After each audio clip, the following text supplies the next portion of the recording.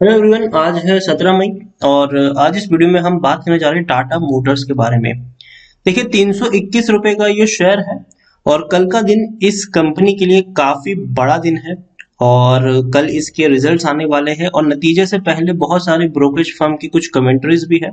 तो इस वीडियो में हम उस कमेंट्री के बारे में बात करेंगे और ये भी चर्चा करेंगे कि 321 रुपए का ये शेयर खरीदारी के लिहाज से सही रहेगा कि नहीं। यहाँ पर हम दोनों पहलुओं के बारे में चर्चा करेंगे। पहला, इंट्राडे लोगों को यहाँ पर क्या बेनिफिट्स होने वाले हैं उसके बारे में भी हम बातचीत करेंगे। और जो लॉन्ग टर्म के निवेशक हैं उनको यहाँ पर किस प्राइस पे बाइंग करनी चाहिए उसके बारे में भी हम यहाँ पर डिस्कस करेंगे। लेकिन उससे पहले, अगर आपने अभी तक चैनल को सब्सक्राइब नहीं किया है तो प्लीज अभी इसे सब्सक्राइब कर लीजिए, क्योंकि आगे भी बहुत सारे वीडियोस हैं जो आपको काफी ज्यादा हेल्प करेंगे। तो चलिए शुरू करते हैं। तो टाटा मोटर्स 321 रुपए का शेयर है। पिछले एक महीने में अगर हम देखें तो एक महीने में 3.5% का ग्रोथ है। आप देखिए, 309 रुपए के ऊपर था, टूट के नीचे आया, 290 रुपए के करीब पहुंचा, बढ़िया रिकवरी लौटी, फिर नीचे टूटा, फिर बड़ी तेजी यहाँ पर अब लौट रही है। एक साल में अगर देखें तो 280% का ग्रोथ है, 280% का। 80 रुपए का शेयर था, तेजी आई, लंबा वक्त गुजारा, तेजी आई, थोड़ा सा वक्त गुजारा गिरावट के साथ, फिर तेजी आई, बहुत बड़ी रैली बनी, 350 रुपए तक शेयर पहुंचा। लेकिन उसके बाद एक बड़ी गिरावट भी हमने देखी, जो शेयर इसको 300 रुपए से भी नीचे लेके गया। देखिए, पहली बार 285 रुपए तक लेके गया, दोबारा तेजी आई, 318 रुपए तक गया, वापस टूट कर ये पहुंचा था 290 रुपए के करीब। अब वापस तेजी बनी है और 321 रुपए करीब दोबारा शेयर पहुंच गया है। यहाँ पर अगर हम देखें तो लार्ज कैप शेयर है, ये 1 लाख करोड़ से भी ज्यादा का इसका मार्केट कैप है। एनएससी में अगर देखें तो 5 करोड़ से भी ज्यादा का वॉल्यूम ट्रेड है। अच्छे खासी क्वांटिटी में यहाँ पर खरीदारी बिकवाली हो रही है। कर नतीजे आने वाले हैं तो जाहिर सी बात है, रिजल्ट से पहले काफी ज्यादा उठापटक हमें यहाँ पर देखने को मिल रही है। शेयर होल्डिंग में देखें तो 46.41% की होल्डिंग प्रमोटर के पास है, 13.78% की होल्डिंग एफआईएल्स के पास है, 5.30% की होल्डिंग म्यूचुअल फंड के पास है और 5.80% की होल्डिंग इंश्योरेंस कंपनी के पास भी देखने को मिल रही है। यहाँ पर देखिए तो प्रमोटर है टाटा सन्स प्राइवेट लिमिटेड, 43.73% की होल्डिंग और तकरीबन 2% की होल्डिंग इनकी गिरवी भी है। 45 म्यूचुअल फंड स्कीम्स और 526 जितने एफआईएल्स का पैसा भी यहाँ पर लगा है। और देखिए, 2016 में इन्होंने आखिरी बार डिविडेंड पे किया था, उसके बाद कोई डिविडेंड पे नहीं किया है। लेटेस्ट अपडेट अगर देखें तो कंपनी जो है टाटा मोटर्स, वो अगले हफ्ते फंड रेजिंग करने, मतलब फंड रेजिंग का प्रपोजल जो है वो लेकर आने वाली है। और देखने वाली बात है कि कितने का फंड रेजिंग होने वाली है। जो एस्टिमेट लगाया जा रहा है वो तकरीबन 5,000 करोड़ की फंड रेजिंग का एस्टिमेट अभी से लगाया जा रहा है। अब देखिए, जो बड़े बड़े ब्रोकरेज हाउस है उनकी क्या कमेंट्री है, क्योंकि देखिए कल के दिन में बहुत सारी कंपनियों के रिजल्ट्स आने वाले हैं, जिसमें अगर हम देखें तो आरती इंडस्ट्रीज है, अबाउट इंडिया है, इसके अलावा एस्ट्रल लिमिटेड के भी नतीजे कल आने वाले हैं, कैनरा बैंक के भी रिजल्ट्स है, ब्रिगेड एंटरप्राइज के भी कल रिजल्ट आने वाले हैं।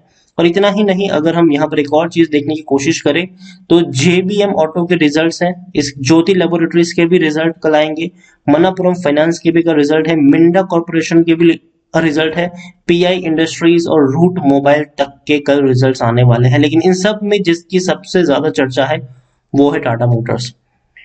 टाटा मोटर्स के ऊपर सबकी नजर रहने वाली है और डेफिनेटली रहनी भी चाहिए, क्योंकि भैया टाटा ग्रुप की बहुत ही दमदार कंपनी है।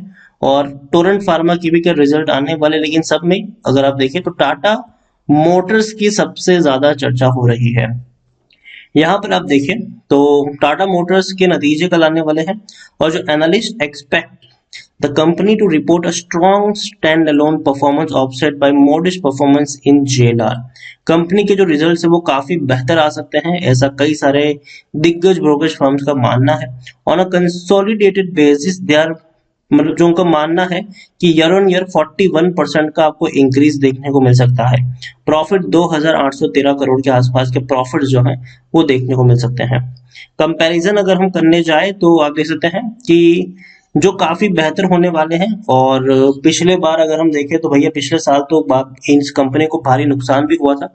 According to HDFC securities progress on EV platform, especially in terms of hybrid, impact of lockdown in near term on volumes and impact of scrappage schemes of commercial vehicle will be the key things to track.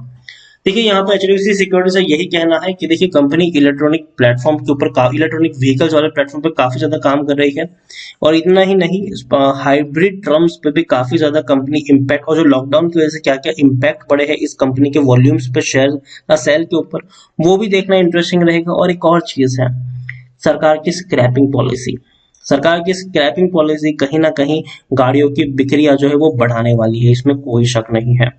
इतना ही नहीं, और अगर हम देखें तो जो monthly cell के जो रिपोर्ट आते हैं वो अच्छे आ रहे हैं। अभी अगर हम देखें तो वॉल्यूम जो है वो धीरे धीरे ग्रो कर रहे हैं, लाख के आसपास के पैसेंजर व्हीकल बिक्री के रिपोर्ट्स आ रहे हैं, तो ये अच्छी बात है।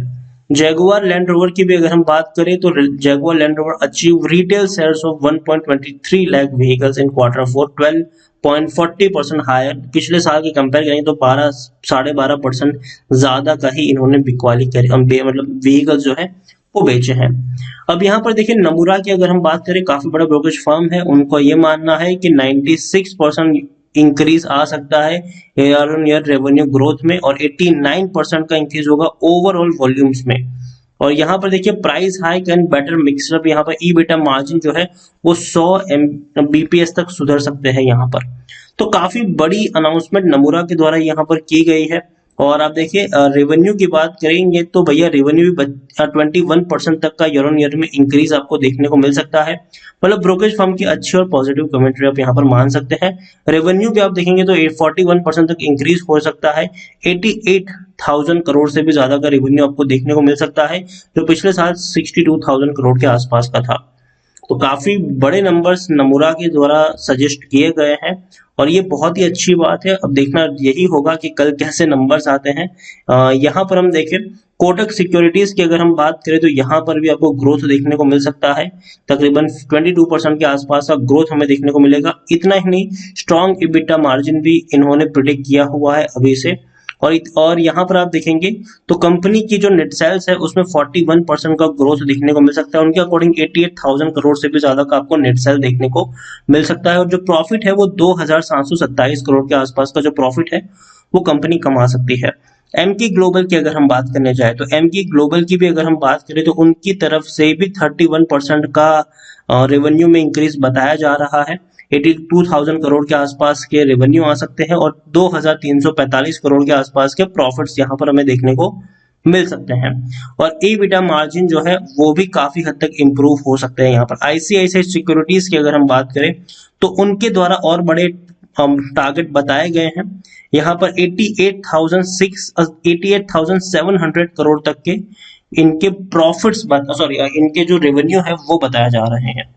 तो ये बहुत अच्छी बात है। कंपनी, आप देखिए हर ब्रोकरेज फर्म की पॉजिटिव कमेंट्री है, अच्छे रेवेन्यू अब प्रिडिक्ट किए जा रहे हैं, और जो प्रॉफिट है वो भी तकरीबन 2,500 करोड़ से लेकर 3,000 करोड़ के आसपास की प्रिडिक्ट किए गए हैं। टेक्निकल रेटिंग अभी भी शानदार है, तेजी के संकेत है, यहाँ से और ऊपर तक शेयर जा सकता है। According to Moneycontrol user 83% लोग खरीदने की सलाह दे रहे हैं, 11% लोग बेचने की बात करें, 6% लोग यहाँ पर होल्ड करने की नसीहत दे रहे हैं। एक और चीज की तरफ अगर मैं आपको दिखाने की कोशिश करूं तो इससे पहले कंपनी के पिछले क्वार्टर में जो रेवेन्यू थे वो 75,000 करोड़ के आसपास के थे, और पिछले साल थे मतलब मार्च में 62,000 करोड़ के आसपास के थे।